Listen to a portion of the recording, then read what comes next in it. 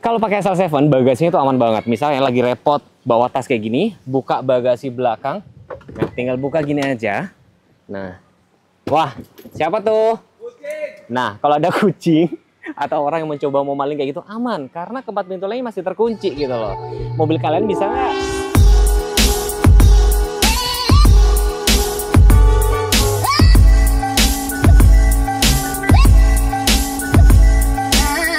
Maksud gue bisa kali mobilnya dicuci dulu, justru udah gue cuci guys. Tapi mobil ini abis gue siksa. Biasa kalau gue review dulu abis itu test drive, sekarang ngebalik. Gue sudah test drive dulu dan ini bakalan kasih review sekaligus kesimpulan seperti apa mobil ini. Gimana? Mobil ini di bulan Juli penjualan nomor 2 setelah ras ya. Kurang lebihnya nanti seperti apa saya bakal review dan tentunya kalian harus tahu promo-promonya tuh seperti apa.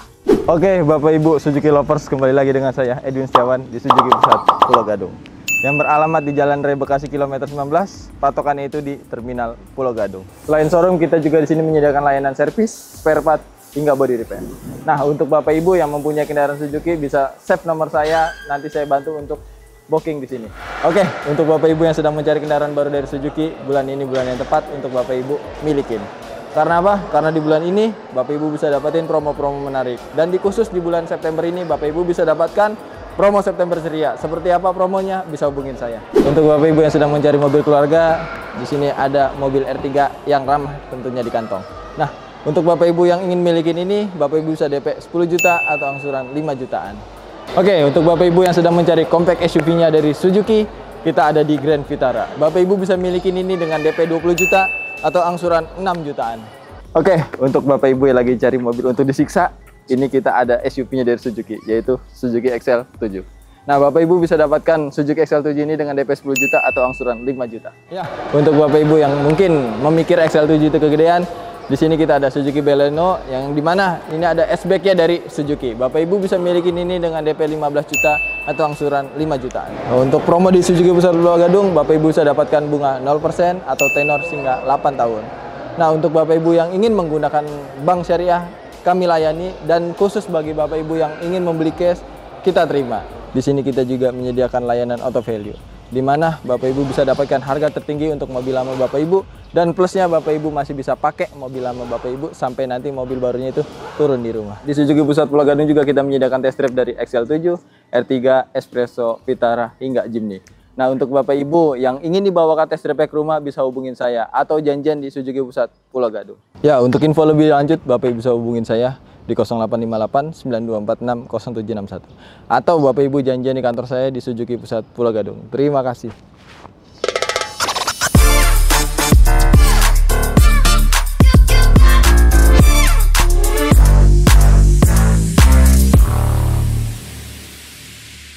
Sama seperti Xpander Cross, ras juga tombolnya lock unlock aja, cuma bedanya ini ada aksen-aksen warna biru karena ini mobil hybrid. Mobil ini sudah dilengkapi dengan baterai sekitar 10 ampere dan yang menarik nggak ada di semua mobil itu adalah fungsi smart entry itu kalau dibuka sekali hanya kebuka ini aja, atau kalau misalnya kalian buka sebelah kiri hanya sebelah kiri aja. Kalau buka bagasi hanya bagasi aja yang kebuka.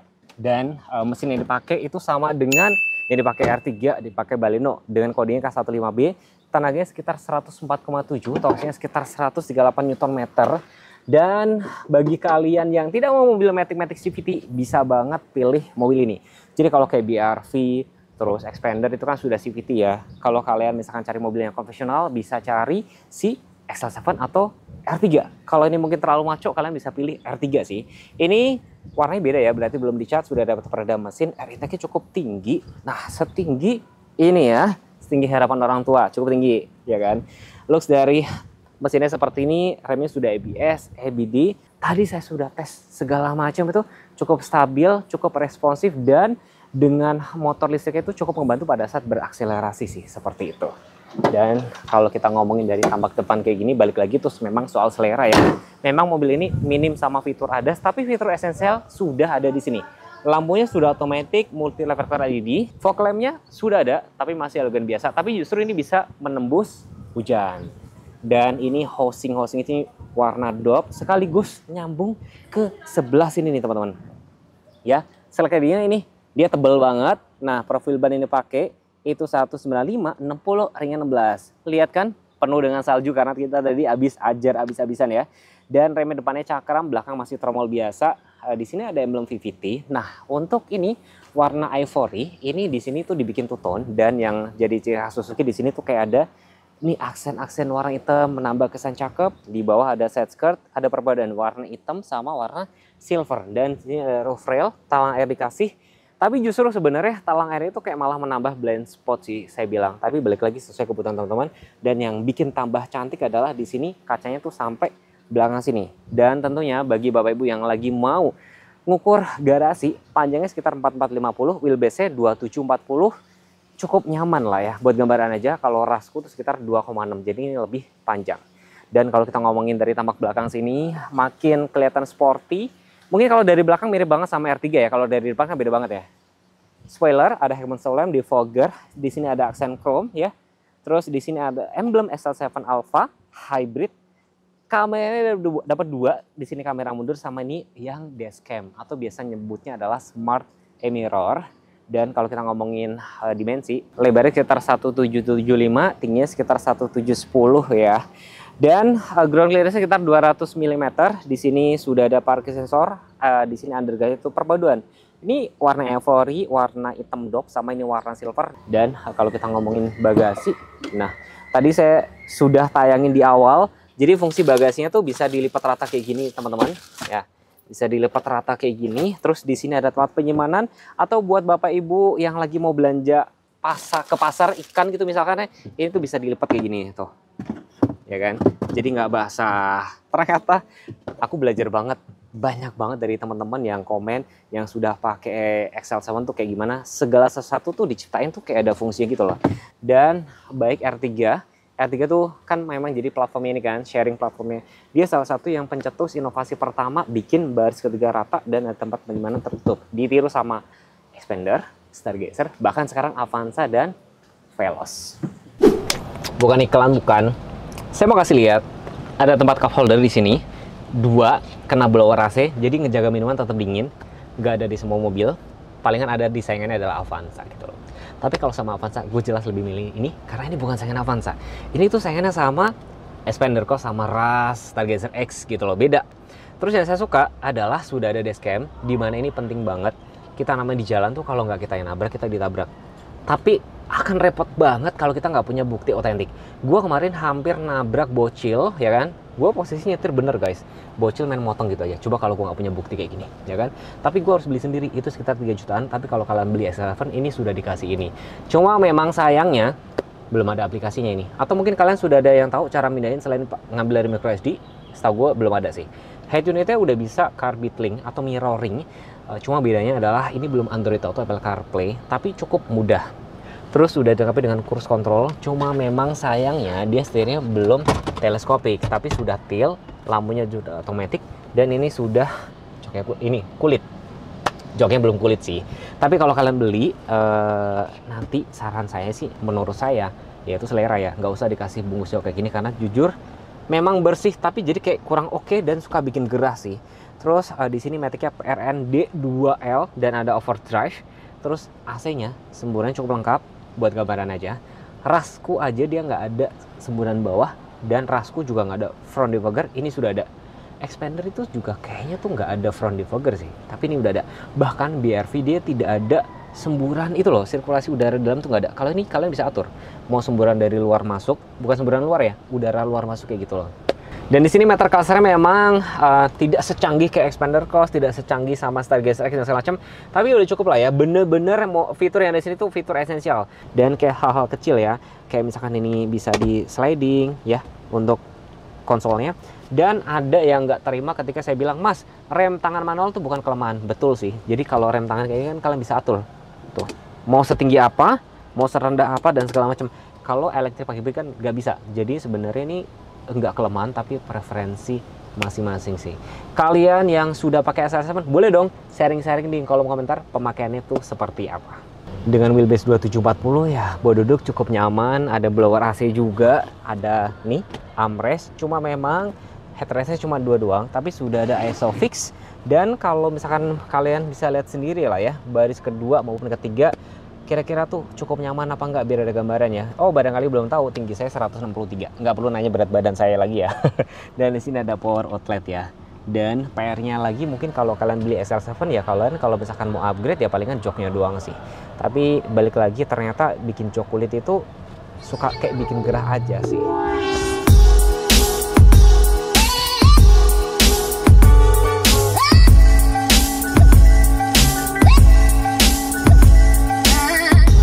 Nah guys, ini sudah sama Bro Edwin.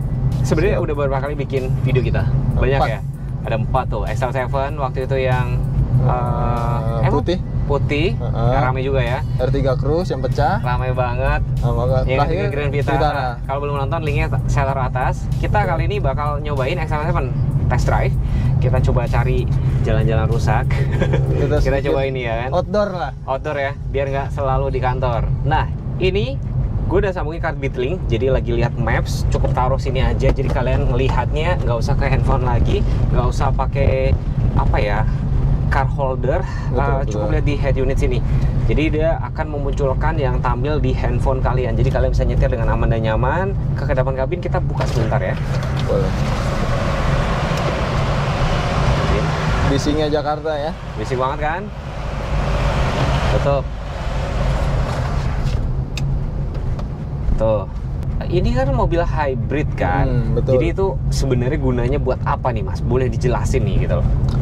Fungsi hybridnya itu buat bantu akselerasi awal sih Mas Teguh. Nih kayak ini nih. Beda kan? Beda. Aku udah baca-baca.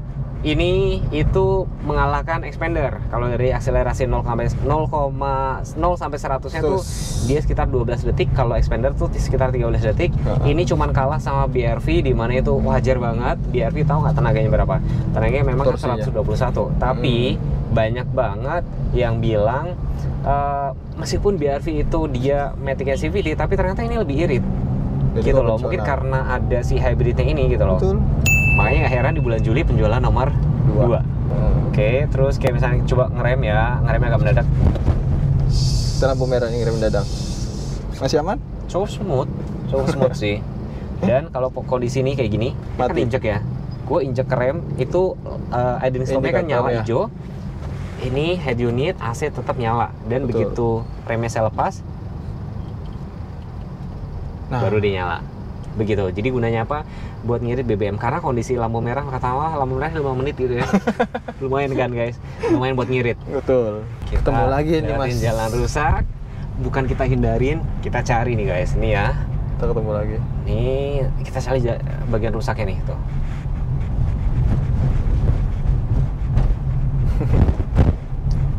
Oke.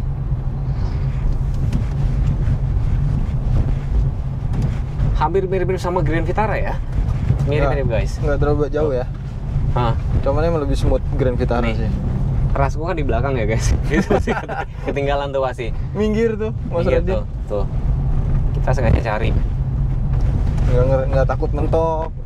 Iya benar, nggak takut mentok. Kayak gini. Take the next left for Jalan Corona Legacy, then turn right onto Jalan Corona Legacy. Nah, yang gue sukain dari mobil SUV tuh kayak gitu tuh. Jadi kalau pas ketemu jalan rusak, siap terabas.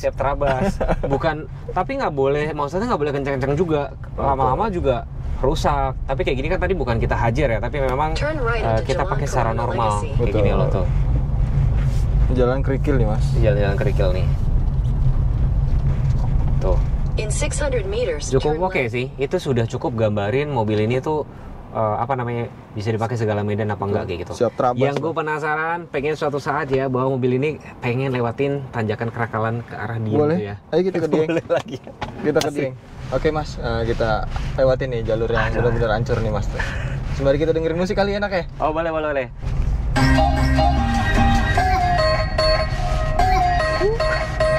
Ya, anggap aja lagi pulang kampung. Iya, pulang kampung nih guys.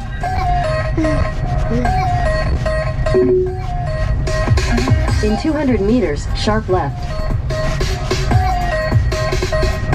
Nah, mantep kan? Gimana? Bentar Mas, bentar. Kita dengerin dulu nih.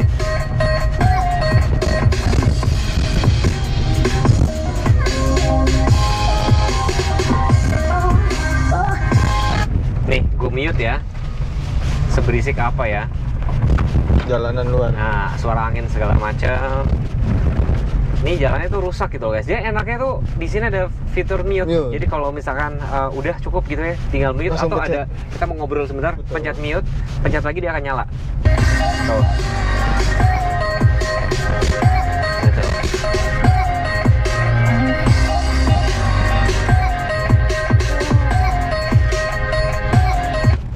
Wah, di sini kayak editor BSD juga ternyata. Di sini bisa ngetes jalannya rusak rupanya guys. Udah siap ini kita ke Lampung nih. Udah jalanan. siap nih kayaknya. Oke, seru, cukup oke. Mantap. Nah, kurang puas ya sekali lagi Sekali ya. lagi kita Mas Teguh. Sekali lagi Biar ya. puas, biar enak. Jadi anggap aja ini kayak jalanan di kampung gue persis kayak gini. Nih tuh. Wah, cukup oke sih mas. Nggak Jadi ngeri kalau kita. tes di jalan lurusnya udah pasti aman, nyaman, ya udahlah. Nggak Justru perlu nggak perlu tes, nggak perlu. didebatkan lagi lah. Nggak perlu. Jadi gue butuh tuh di kayak jalan-jalan rusak kayak gini. Betul, betul. Tuh, ya cukup stabil ya setirnya tuh, ya kan? Kita masih Badan sesuai juga ya, nggak harga lempar-lempar. jalan ya. Nah, gue harap suatu saat Suzuki kasih fitur ADAS, tapi menurut gue tuh adalah nggak terlalu butuh-butuh banget. Penting nggak penting? Kalau ada ya bagus gitu loh ya kan. Kalau ada ya bagus, tapi belum tentu dipakai. Terus bahkan kemarin ada yang nggak terima ketika mas rem tangan manual itu bukan kelemahan, tapi itu sebagai kayak misalkan gini loh. Jadi pada saat kalian berhenti di tanjakan dan segala macam, itu tuh kalau rem tangan itu kalian bisa atur mau setinggi apa, mau Setengah atau full? tuh full banget apa enggak kayak gitu. Kalau rem tangan elektrik itu elektrik nggak bisa. Nggak bisa diatur. Nggak bisa diatur. Betul. Jadi itu sebagai salah satu kelebihan dari si rem tangan manual sih gitu. Betul. Plus minusnya ada. Plus minus ya. Overall gimana Mas Teguh? Ya cukup bisa disiksa ya. Karena mobil itu kalau SUV banyak netizen atau teman-teman ngomong tuh mobil yang harus yang bisa disiksa, bukan harus Siap disiksa. tempur lah. Yang bisa disiksa, bisa buat harian, Betul. bisa buat anak muda, bisa buat antar jemput anak gitu loh. Bawa barang juga nggak takut. Iya, baris ketiganya bisa dilipat rata lagi apalagi. Keren. Sampai baris kedua.